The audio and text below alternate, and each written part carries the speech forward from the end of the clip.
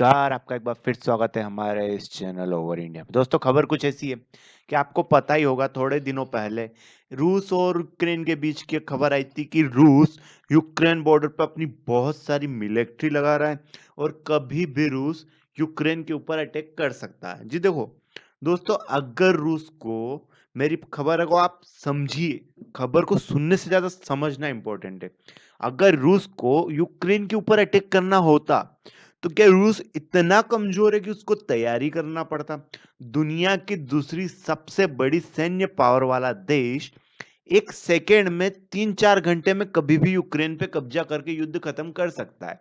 लेकिन लगभग 1 महीने से रूस अपने हथियार लेके यूक्रेन की बॉर्डर पर बैठा हुआ है। सिर्फ एक ऐसे मुद्दे को लेकर जो कि सुलझाया नहीं जा सकता और वो है इंटरनेशनल पॉलिटिक्स। उसको यूक्रेन से कोई लेना देना नहीं है।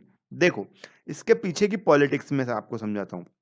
रूस ये चाहता है कि मैं यूक्रेन के ऊपर दबाव बनाता हूँ कि मैं इतना पावरफुल हूँ कि मैं किसी भी देश के ऊपर कभी भी हमला करके कब्जा कर सकता हूँ। ये दिखाना चाहता है रूस दुनिया को और वो इसलिए दिखाना चाहता है क्योंकि नाटो देश क्या है, अपना विस्तार कर रहे हैं। नाटो देश अपने आप को ताकतवर बना रहे हैं, उनकी आर्मी को अग्रेसिव आक्रामक बना रहे हैं ताकि कभी भी किसी भी अपने दुश्मन देश के ऊपर अटैक करके कब्जा किया जा सके, उसको हराया जा सके।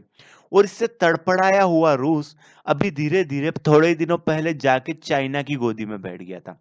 लेकिन जब उसे पता चला कि चाइना की गोदी में बैठने से भी नाटो डरने वाला नहीं है, तो उसने अपना रौद्र रूप दिखाने की सोची और उसने ये सोचा, उसने ये ट्राई करने की कोशिश करी, उसने नाटो को एक हिसाब से समझने की कोशिश करी कि अगर मैं किसी देश की बाउंड्री पे अपनी आर्मी डाल देता हूँ या ये खबर फैला देता हूँ कि रूस किसी देश के ऊपर जबरदस्ती कब्जा कर लेगा, तो ये जो नाटो देश है इनका रिएक्शन क्या होगा, अमेरिका का रिएक्शन क्या होगा, इंडिया का रिएक्शन क्या होगा? क्योंकि जब रूस चाइना का साथ देगा, तो यही सेम रिएक्शन इन सारे नाटो देशों का होगा। लेकिन आप भूल चुके हैं, यूक्रेन के दुश्मन कोई और हैं और सपोर्टर कोई और हैं, जबकि चाइना के दुश्मन कोई और है और सपोर्टर कोई और है। आज अगर ये सिचुएशन चाइना और रूस के बीच में होती, तो शायद इंटरनेशनल पॉलिटिक्स कोई और होता। लेकिन रूस ये देखना चाहता है कि विदाउट चाइना आज मेरा दुश्मन कौन-कौन है और कौन-कौन यूक्रेन के पक्ष में है और कौन-कौन यूक्रेन के खिलाफ।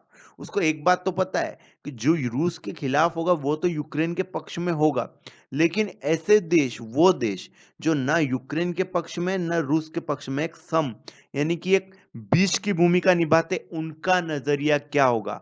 ताकि मैं आज की उस सिचुएशन में, जबकि सबका टारगेट चाइना है, उस इंटरनेशनल सारे देशों का एक टारगेट समझ सकूं कि आखिर दुनिया चीन के बारे में और रूस के बारे में सोच क्या रही है, कौन सी आर्मी क्या कहना चाहती है। देखो, जब इस बारे में रूस के प्रधानमंत्री और वहां के मंत्रियों से बात की, तो उनका एक ही कहना था कि रूस यूक्रेन के ऊपर नए कब्जा करने नहीं जा रहा है, वो सिर्फ अपना एक सैन्य अभ्यास कर रहा है। जबकि पश्चिमी देश नाटो जो है, वो अपना जो षड्यंत्र रच रहे हैं रूस के खिलाफ, ये बंद कर दें, वरना इसका अंजाम बहुत बुरा होगा। ये सीधी वार्निंग दी है रूस ने, यानी कि सीधा सीधा बताने की कोशिश की है कि अगर हमसे भिड़ोगे तो खत्म होगे। और रूस का सीधा निशाना भी नाटो ही है, क्योंकि उसको पता है हम यूक्रेन पे कभी भी कब्जा कर सकते हैं।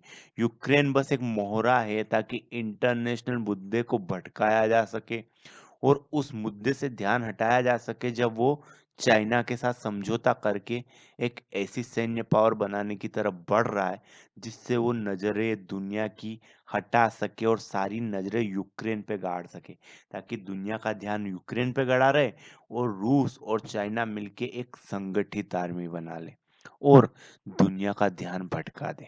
तो दोस्तों आपका क्या कहना है? एक बार हमें रिपोर्ट में नीचे कमेंट करके ज़रूर बताएँ। थैंक यू, धन्यवाद।